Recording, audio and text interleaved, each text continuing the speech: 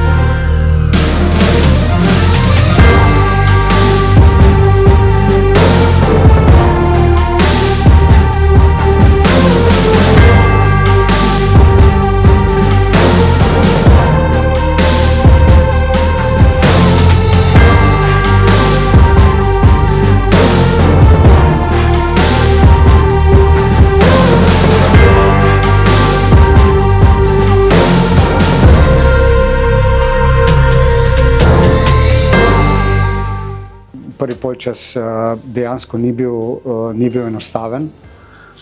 Predvsem zaradi tega, ker so oni res zelo agresivno branili, bili gosti, kompaktni in nas v tej eni situaciji ogrozili in zabili celo gol. Druge stvari smo v obrambi reševali zelo dobro, imeli lepo kontrolo. Nismo pa najdli prevečkrat načina, kako bi jih ogrozili, vendar smo po mojem nasprotnika kar dobro utrudili, tako da drugi polčas drugačen, tudi z vstopom Ješenaka smo potem boljše izkoriščali prostore v sredini, zadeli trikrat, imeli res tekmo zelo lepo pod kontrolo, tudi generalno vse menjave so prišle fantastično v igro in mislim, da popolnoma zaslužena zmaga.